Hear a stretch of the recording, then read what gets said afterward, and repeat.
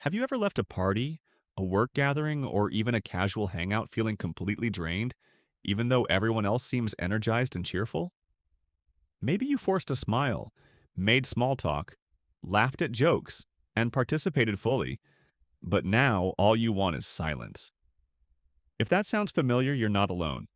Some people physically and mentally deplete from social interaction, and there's a fascinating reason behind it. Feeling exhausted after socializing is often misunderstood. Society might tell you that you're shy, antisocial, or just bad at being fun. That's not true. Being drained doesn't mean you dislike people or lack social skills. It's simply how your nervous system responds to stimulation. You're not broken or flawed. Your brain is wired differently, and understanding that distinction can completely change how you see yourself and your energy patterns. The main reason some people feel drained after socializing comes down to how their nervous system regulates energy. Psychologists describe this using arousal theory, which explains how individuals seek or avoid stimulation. Extroverts thrive on social engagement because it raises their arousal level in a way that feels energizing. Introverts, or people with a low stimulation preference, experience the same interactions as overwhelming. Every conversation, every laugh, and every unexpected social cue requires mental effort, slowly depleting their reserves. There's also a neurological component. The prefrontal cortex is responsible for self-regulation, decision-making, and interpreting social signals. For highly sensitive individuals, these regions work overtime during interactions. They process subtleties like tone, facial expression, and hidden intentions that others might miss. The constant evaluation of social information consumes energy, making even enjoyable interactions exhausting. Another layer is emotional empathy. People who naturally empathize strongly with others absorb emotions around them.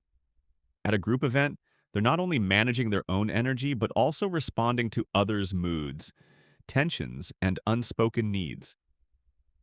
Over time, this accumulation of cognitive and emotional processing creates a mental fatigue that is very real. Finally, recovery matters. Introverts and highly sensitive people need quiet, controlled environments to recharge. Without downtime, chronic social exposure can lead to stress, irritability, or even burnout. This is why solitary activities like reading, meditating, or just sitting quietly can feel deeply restorative. They restore the balance their nervous system craves. Research consistently supports these observations. A study published in the Journal of Personality and Social Psychology found that individuals who scored higher on introversion scales showed greater physiological stress responses, such as elevated heart rate and cortisol levels during social interactions. This indicates that even positive interactions can be taxing for some brains. Other studies have examined highly sensitive people, a subset of the population with heightened sensory processing. Neuroscientists discovered that their brains activate more extensively in response to social cues, implying more cognitive and emotional effort is required to navigate group settings.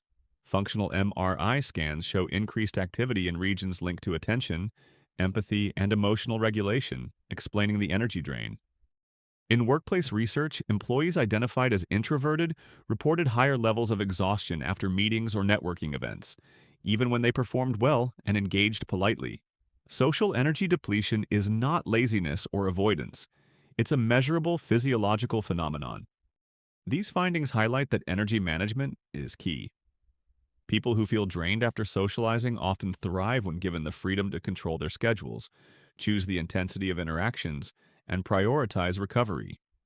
Recognizing these patterns allows for healthier approaches to social life, reducing guilt and improving well-being. Imagine you're at a dinner party. The room is warm, filled with chatter, laughter, and clinking glasses. You start off excited, smiling at friends, sharing stories, and engaging in small talk. But as hours pass, you notice your thoughts slowing, your attention fraying, and a quiet tension building in your shoulders. Every joke requires effort to respond to. Every conversation needs mental tracking. By the time you leave, the world feels loud, bright, and overwhelming. You walk home craving silence, the comfort of your room, maybe a book or music. This isn't avoidance, it's recovery. Your brain has processed hours of social cues, emotional subtleties, and environmental input. It needs stillness to recharge. Recognizing this moment as normal, rather than weak or antisocial, can transform how you approach social life and honor your natural energy limits. Most people around you seem energized after parties, networking events, or social outings. They thrive on constant engagement, drawing energy from external stimulation. You, however, may feel the opposite, needing solitude and quiet to recover. Society often interprets this difference as a flaw, but it's simply a distinction in nervous system wiring. Your energy works differently. While extroverts gain momentum from being out there, you gain momentum by stepping back, reflecting, and restoring yourself in controlled, low stimulation environments. Feeling drained after socializing is normal for many people and doesn't mean you're socially inadequate or unfriendly. It's a reflection of how your nervous system responds to stimulation and how your brain processes social and emotional cues. Accepting this can reduce guilt and pressure to conform to extroverted norms. By respecting your energy limits and building recovery into your routine, you can thrive socially without exhaustion. Your sensitivity and awareness are strengths, allowing deeper connections, richer experiences, and a clearer understanding of yourself and others. If this explanation resonated, subscribe for more psychology insights that help you understand yourself better.